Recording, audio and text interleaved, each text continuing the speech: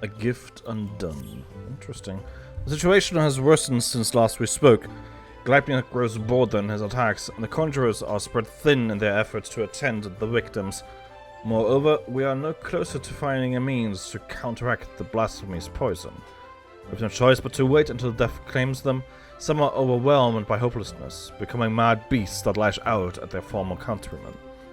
Such tragedies all too easily beget further tragedy, as bereaved loved ones are in turn overcome and share in the same horrid fate. The people speak of those incidents in hushed whispers, afraid that at any moment a monster might appear within their midst. If we could find a cure for the blasphemy's poison... Indeed, let us hope that the Elder Seat's efforts to enlist the aid of the Elementals are successful, and that united we may at last cleanse the Twelfthwood of this evil once and for all.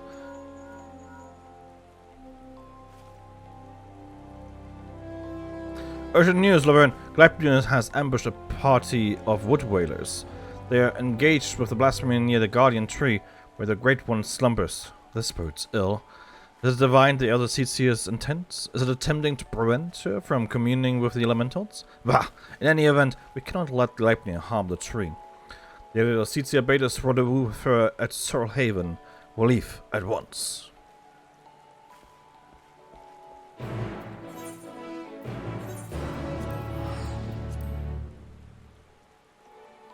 I just realized that I could have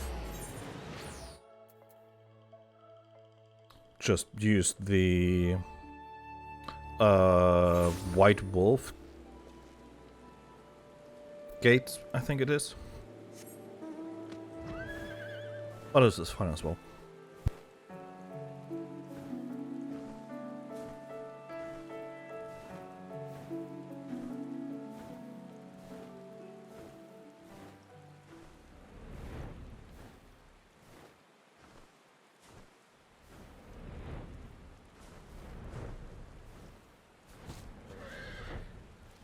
Alright, this doesn't look good. This doesn't look good at all.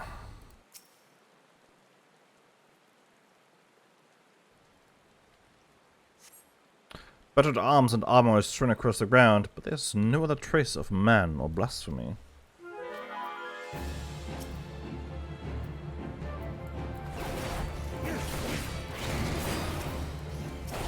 Oh. Stupid lightning spark.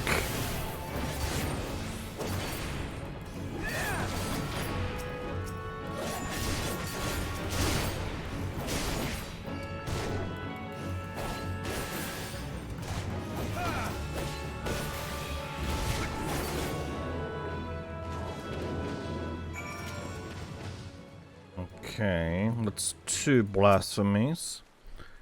We have 6 people in total, I think.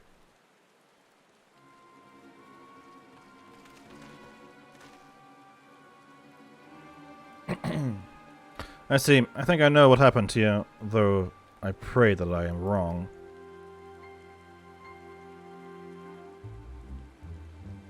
There is no sign of the wood whalers save their arms and armor. Seasoned warriors would never cast aside their equipment, but here it lies, and I see not a single body. In the face of certain death, even the bravest among us succumbed to despair. Before the blasphemy's poison took them, they transformed.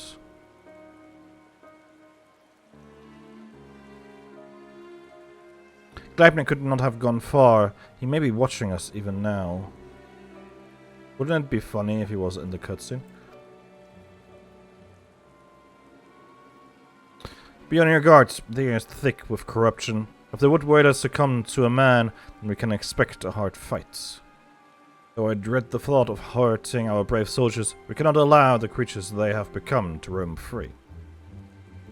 Let us form 2 groups to more quickly track down and cull the beasts. Once we have finished, we shall regroup under the boughs of the Guardian Tree.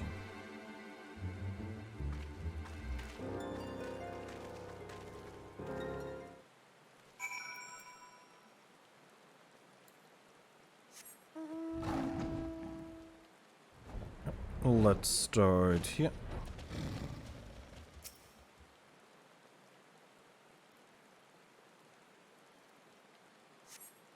You find no trace of the whalers turned beasts.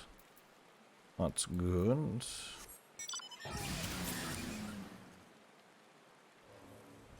Then over here.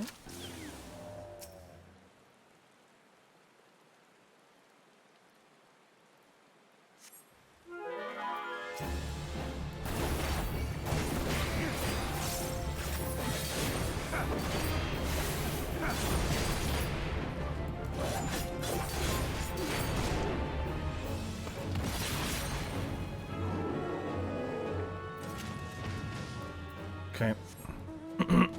That's one more.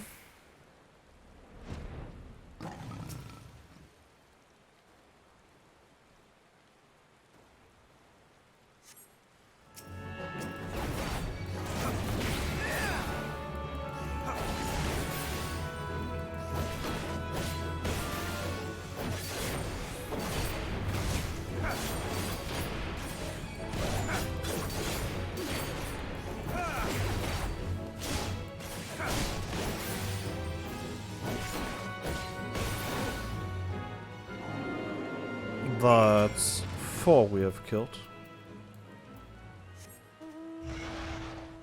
Technically means there's still 2 roaming around.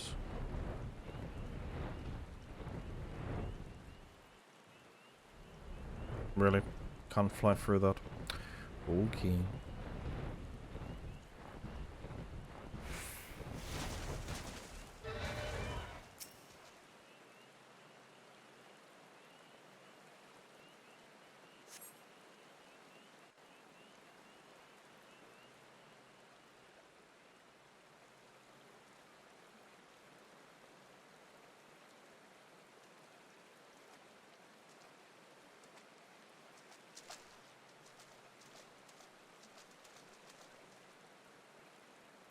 Our work is done then.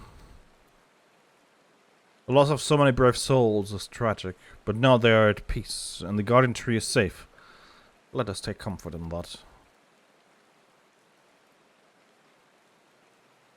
I would pray that the Great One will hear my plea.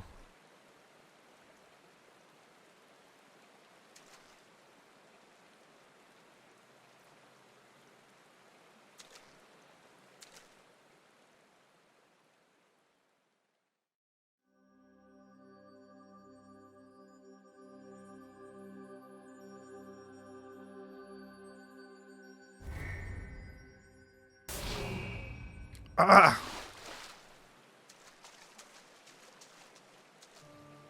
Adasitsia, are you hurt? The Great One is filled with fear, an all-consuming fear unlike any I've ever felt. It spoke unto me, and its words were clarion. Drive the evil away, drive the evil away.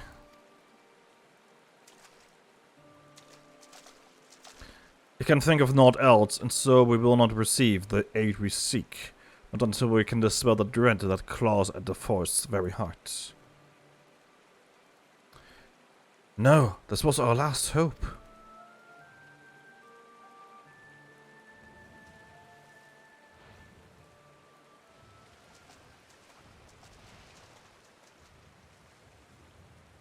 We are not alone.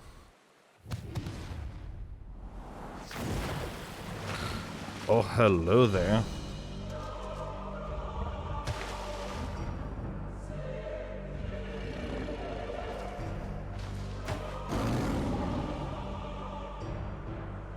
There can be no mistake.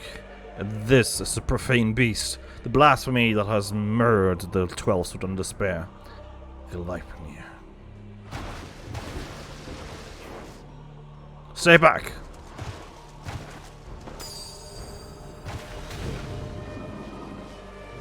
It makes for the Guardian Tree. We must stop it.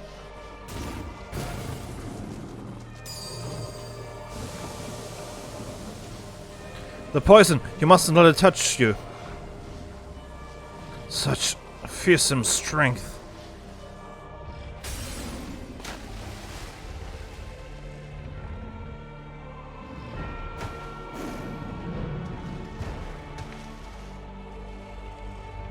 Come on, protect her. Good boy.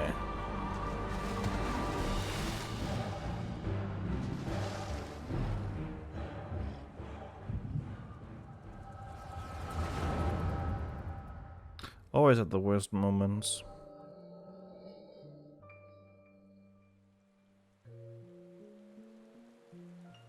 In accordance with our covenants, we Pajal have been blessed by the elementals. From the moment we are chosen, we are bound to act as mediators between man and nature. The most skilled among us are honored as seat-seers, and it is their duty to guide Gridania through time, both poor and prosperous. I cannot say which of you will be found more worthy. In my estimation, you both have the potential to become seat-seers. Of that I become more certain by the day.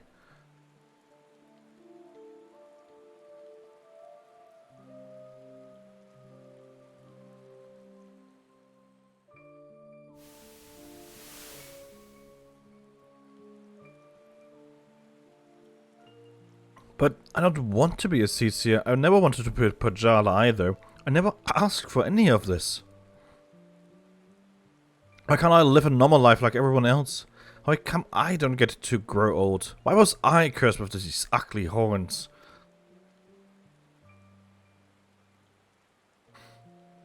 I like them, and maybe we didn't choose to be born this way, but I don't think it makes us that different from everyone else. It's a rare gift, a blessing even, and if we can use it to help others, then we should. Don't give up on becoming a seat-seer, Kane. We'd all be worse for it. A blessing? I never thought of it that way. I suppose I just hated not having a choice, but maybe you're right. Sorry about that. Oh no.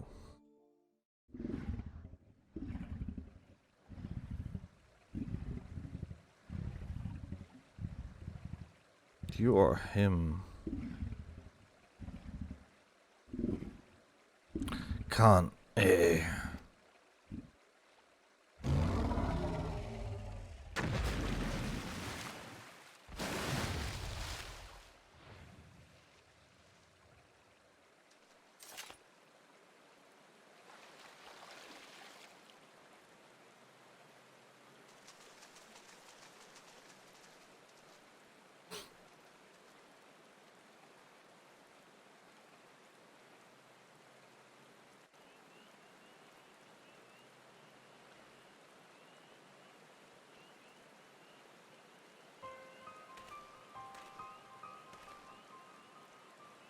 The matron is merciful. The elder seat-seer has fallen unconscious, but is otherwise unharmed. The blasphemy must not have touched her, for I do not see the telltale mark of poison. Still, I am no healer, and she should be looked after by those who are. I shall carry her back to Gridania. You must leave me before Gleipnir returns. Await me at Adder's Nest.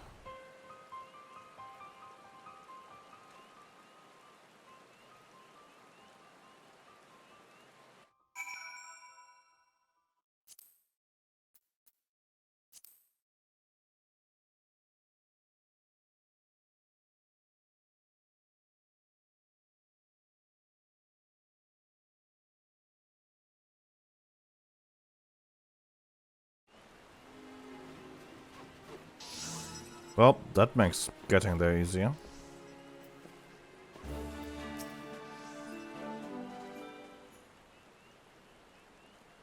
Allow me to thank you again for your assistance. The elder seat-seer has been delivered unto the care of Isumiyan, and by the grace of the elementals will she make a full recovery. In fact, she has already regained consciousness, but is not yet allowed to receive visitors. You can but wait for now.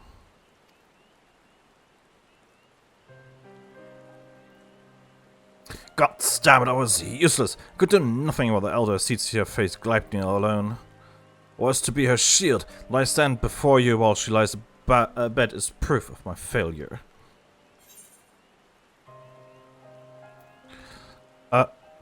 She still lives, and she still requires your protection. Also, you are a lancer, so you're not a tank. You truly are the hero of whom the bards sing, aren't you?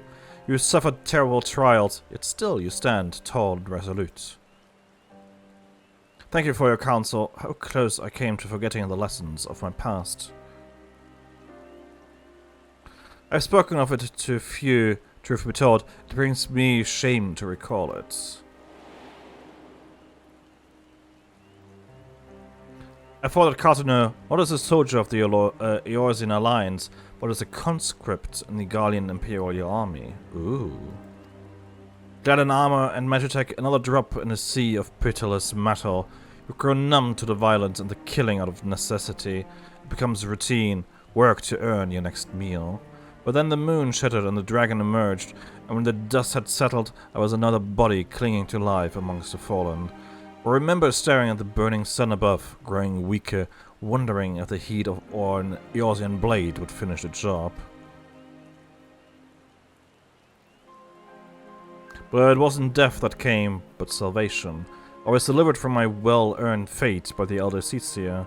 She deigned to save a man who once bred steel against her people. Her kindness didn't end there. Once my wounds had healed, she welcomed me with open arms. Never did she regard me with distrust, nor did she ever make me feel obliged to repay my debt. She fought not to take life, but to safeguard it. Through our friendship I came to see the wisdom in that distinction, and pledged my remaining years to her service. It would have accomplished nothing to throw myself against Gleipnir in vain, and even if there was proof to be found in a sacrifice, she would not abide it. Your words serve to remind me of this. We will defeat the blasphemy eye, but we will do so without forsaking that which we hold dear. This, I swear. Good boy. And that little animation there that we just made, apparently that is going to be an emote soon. Or, at this point, it will already have been made an emote when this video actually is live.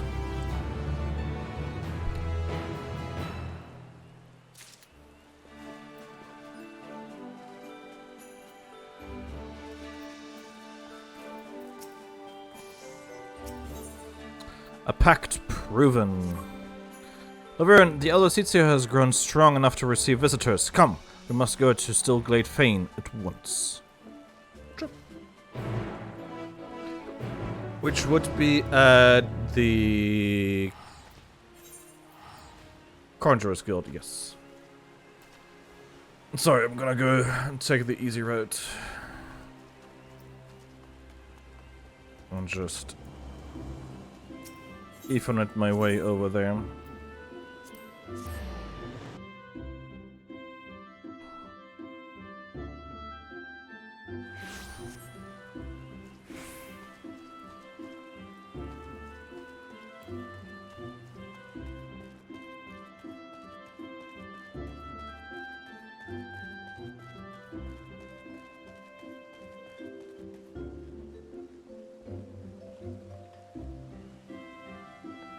Interesting symbol. There. Oh, hey, Sylvie.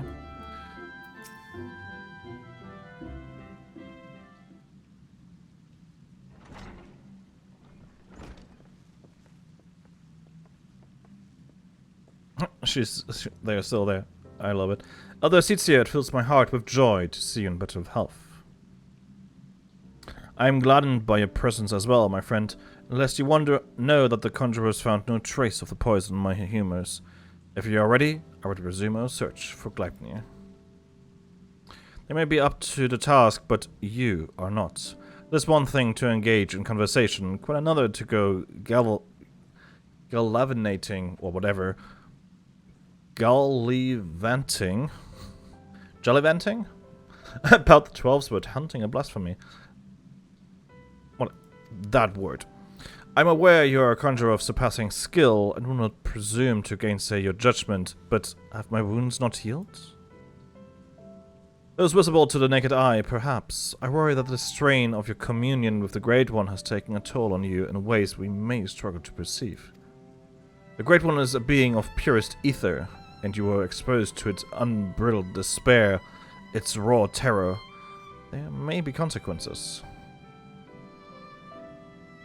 I'm aware of that, but Gleipnir must be stopped. Until the blasphemy is laid low, people will continue to die. How am I to carry out my duties cloistered here? How am I to deliver the forest and its people from its despair? It is your duty that demand you remain. I understand your frustration, but if you were to fall in battle, if your guiding light you bear were to fade, then all Redania would be lost. Rest, Kane, rest and gather your strength so that when the time comes, you are fit to do what must be done. In the meantime, trust in your allies.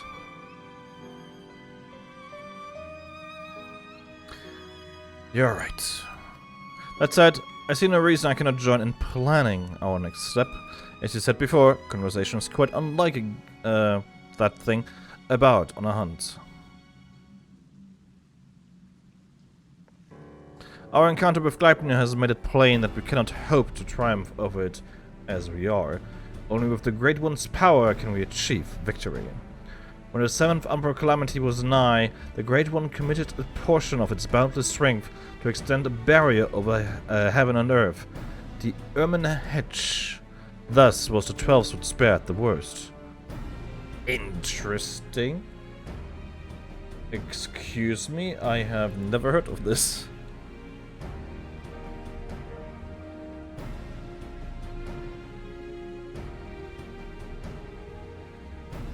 The Ermin Hedge.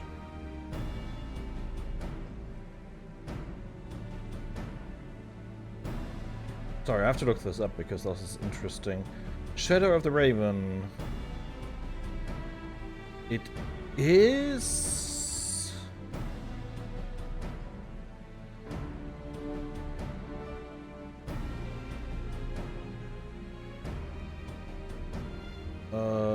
Path Unveiled is, I think, this quest. Ooh, this is 1.0 stuff. Interesting.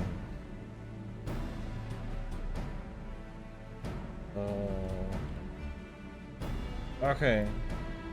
Upon hearing the prophecy, says Kane Senna, I called a council between conjurers and key twin-added personnel to deliberate a course of action. There it was decided that we must needs make another attempt at erecting an Ermin Hedge.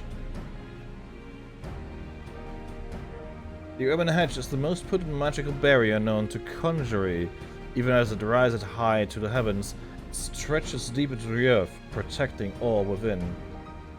Only the most gifted conjurers can erect an Ermin Hedge, and only after having entered a prolonged state of meditation. Needless to say, they are wholly defenseless during the rites. Should they come to harm while in this state, the bond betwixt their wandering consciousness and the flesh is violently and irrevocably severed, leaving naught but an empty husk behind. It was not so long ago that we last attempted to erect an Ermin Hedge. Alas, that effort was foiled by the Empire. With the Imperial threat drawing ever nearer, however, failure is no longer an option. I mean to do all in my power to see that this time the hedge rises stout and strong. In preparation for the rites, I have requested permission of the elementals to conduct a large-scale ranging. Even as we speak, the Wood Whalers scour the 12th in a bid to rid the area of Imperial presence. Your task will be to aid them, and your task being the Warrior of Light in 1.0. Report to Swifina, the whaler charged with overseeing the mission. They can be found south of Camp Grimson Bark, which is presumably an area that is no longer available to us. Before you take your leave, pray be reminded of one thing. The Elementals are as gods to weak Redanians, and the petty quarrels of mortals concern them not. Under no circumstances must they be embroiled in our conflict. I'm learning so much.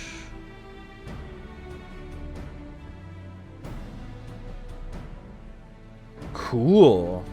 Okay. Let's go back.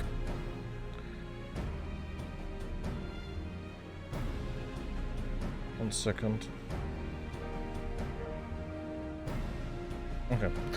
When the seventh Umbrella Calamity was nigh, the Great One committed... Alright, we already read this. If we could convince it to again lend us even a small measure of that power, we would not need fear the poison. Therefore, I believe we should pour our efforts into placating the elementals, that we might earn their favor.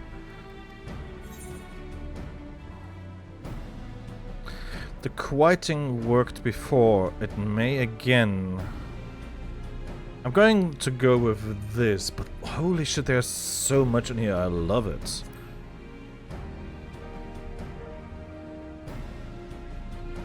Ah, of course. You are the inheritor of Tor's will. Ryo and Arun praised the wisdom and bravery you displayed that day. Indeed, we were nearly overrun by the creatures that the Great One called to its defense, but this time is different. The Great One quakes with such fear that it cannot even bear to behold its enemy, let alone fight it. And so we must find a way to dispel this fear that binds it, and to reassure it that together we can defeat Gleipnir. Only then will it hearken to our words. I think too that we must gain a greater understanding of what drives Gleipnir.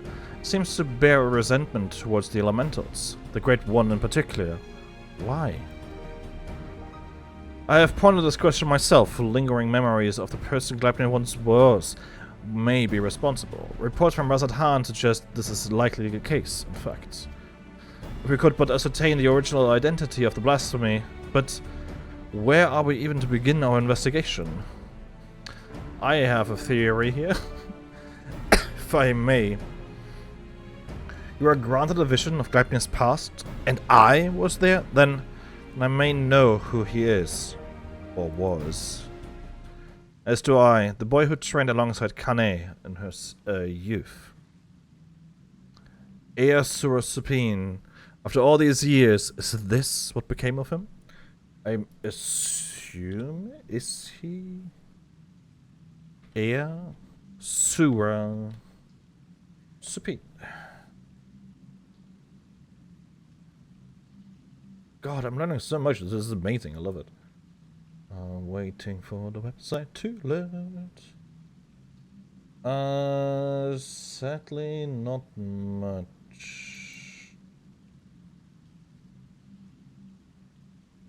Yeah, nothing more. Okay.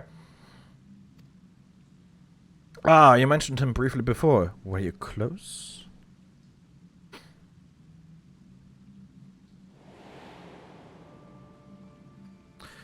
Easura was Pajali like me, but he had never known his parents and devoted himself wholly to his studies. He embraced the role the forest had bestowed upon him, and truth be told, was a much better student than I ever was. A fair assessment. Despite your esteemed heritage, you never took to my lessons as well as he, ever dreaming of the outside world. Sealing off into the woods more times than I can count. Could not keep watch over you at all hours, not even if I tried.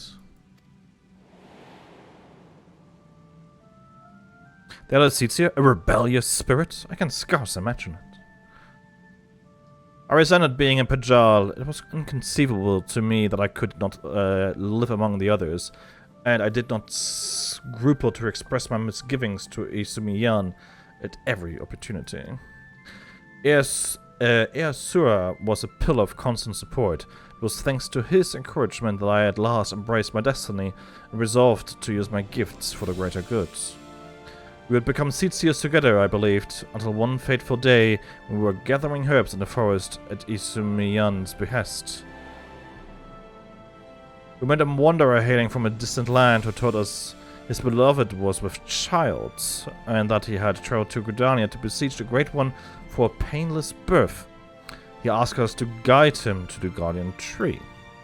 However, entry into such sacred places was not ours to permit. There was something odd about his demeanor besides.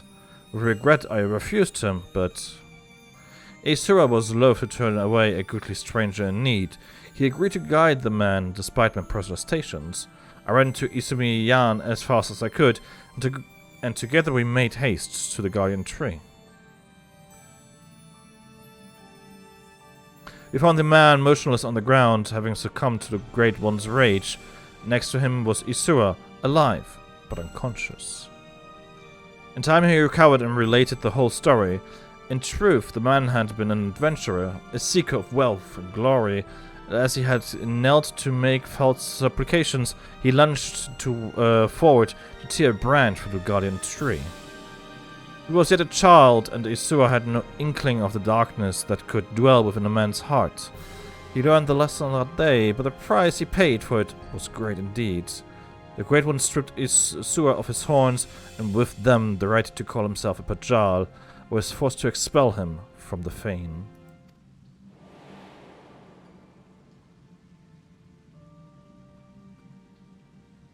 I never saw him again, nor heard a word of what had become of him. Well, not lack for trying. Despite his hardships, did he remain in the Twelveswood all this time, I wonder? He dreamed of naught else but becoming Seatseer, of her life and service to the people and the forest. He knew the weight of the responsibility and was eager to bear it, but he was deprived of that purpose by the very elementals he loved. And yet, he did not lose that will to serve, I suspect, and instead resolved to watch over the Twelveswood in his own way. I shudder to think what could have hastened his transformation into Gleipnir, as if his life was not harsh enough.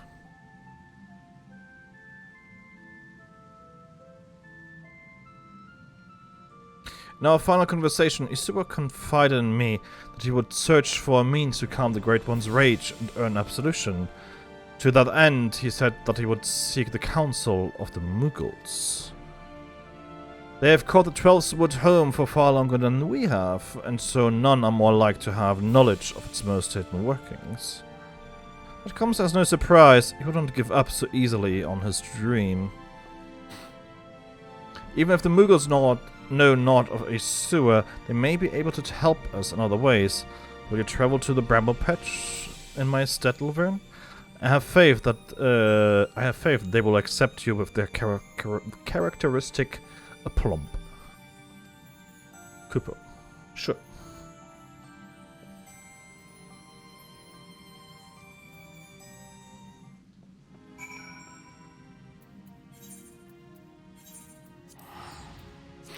Let's go.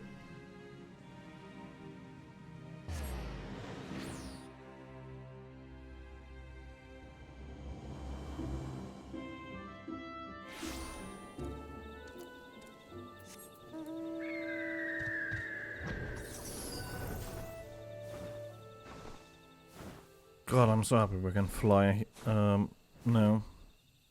It makes all of this so much easier.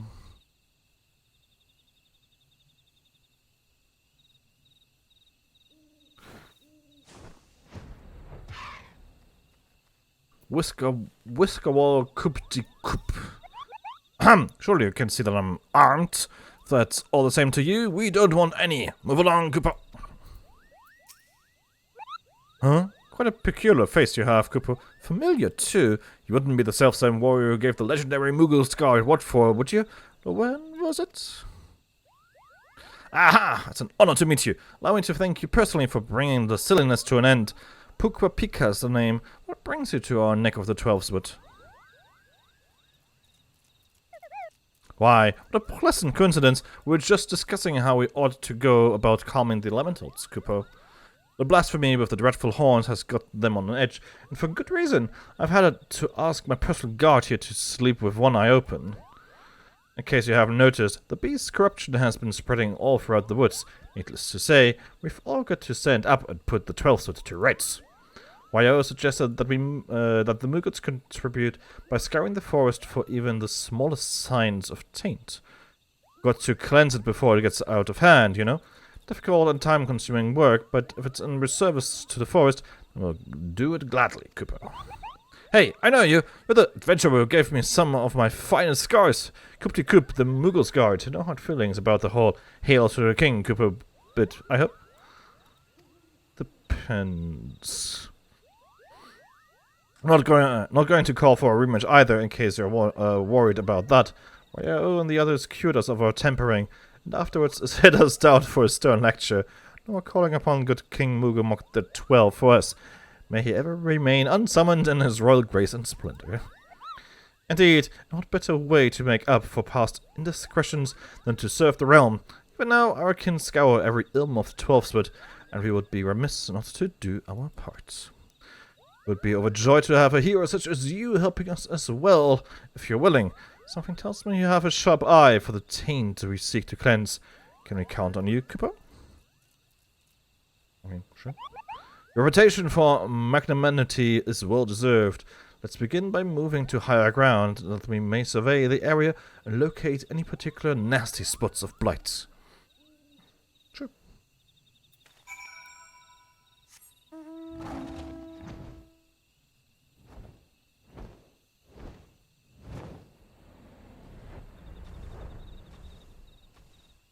Oh, I like it. They're actually making use of the fact that we can fly now. Awesome. Oh, you were able to make your way up here after all. I was worried you'd be stuck. Apologies for leaving you behind, but it's so easy to forget that your kind legs wings, Cooper. Now then, where is it?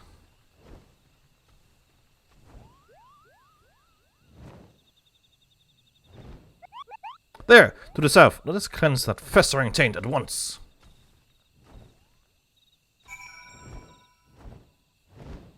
I guess he's... or they sensed it?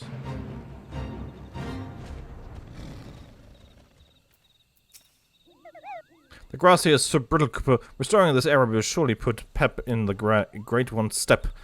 If it had feet, that is.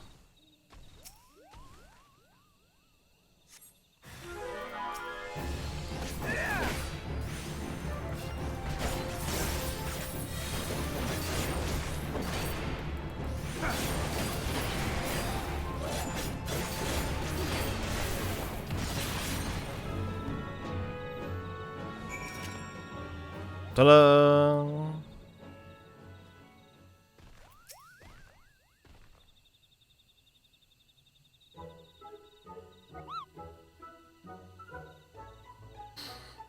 That was some fine work. I dare say it's in even better shape than it was before.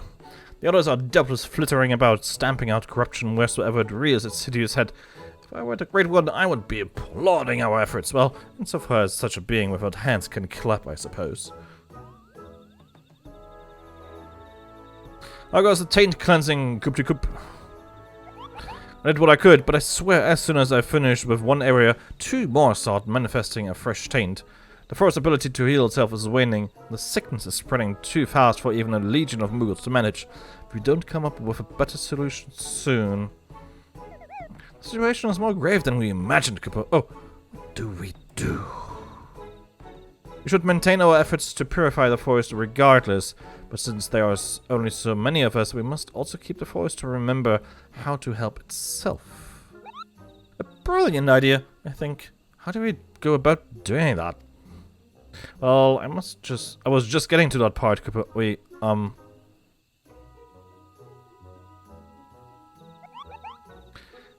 I've got it. We performed the friending, yes.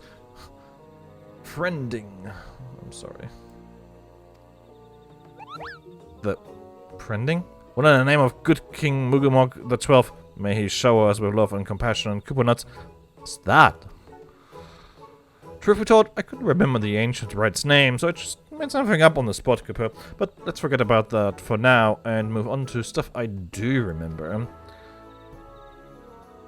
It's an old ceremony, first performed when the nation of Gridania was but a spark of an idea, of a random thought in its founders' heads. So like 500 years ago. They knew that if they were to establish a home within the 12th, that they would first have to entreat the elementals for permission. So a mage in their company found and cleansed a few sources of foul ether, planting saplings in their place, and consecrated the soil with a prayer to show the forest the purity of their intentions. The elementals were so taken with this display that not only did they permit his people to settle within the forest, they also bestowed upon him their blessing as proof of their new covenant, Cooper. Ah, I remember now. The Gridanians still honor their agreement to this day. For every tree that is cut down, a sapling is planted. So if we follow history's example, we can soothe the forest's pain and also nourish it with new life. That's right, Cooper. Oh, but I wasn't finished with the story. Remember the mage who planted those sacred saplings? He was none other than Jorin, sire of Ohok Pota, the very first Pajal. From that day forward, the elementals would bless a select few hewers with horns, favoring them with their fellowship. The Pajal were exalted by all the peoples of the 12th foot. Even we Mughals look upon them with awe, and that's how it all began. Hey, we just read about that. Huh? Something wrong, Cooper? You have a strange look on your face.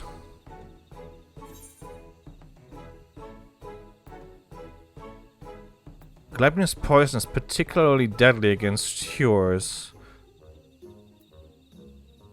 I'm gonna go with this because it sounds more pressing at the moment.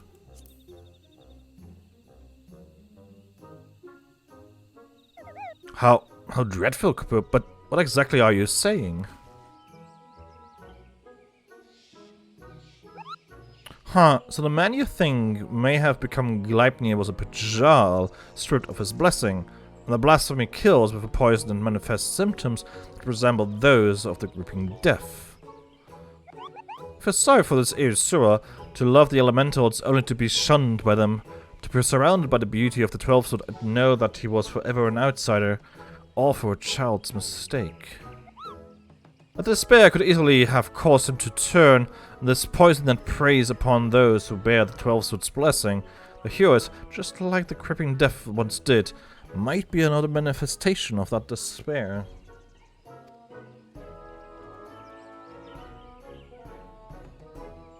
That would explain the elementals and ease, Cooper. We must redouble our efforts to plant saplings, or they might never speak to us again. Indeed. Well, first things first, we must gather as many saplings as we can. Laverne, wait for us at the Edder's nest and make ready for a long and back-breaking day.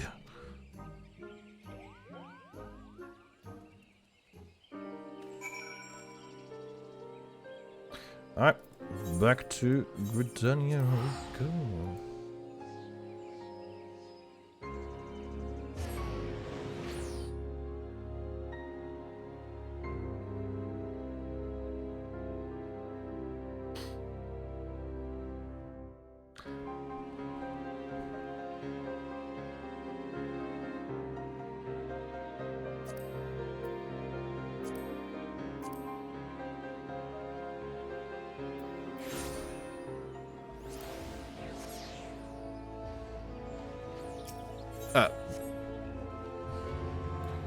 I can just walk from here, and my mouse is doing weird things, sorry.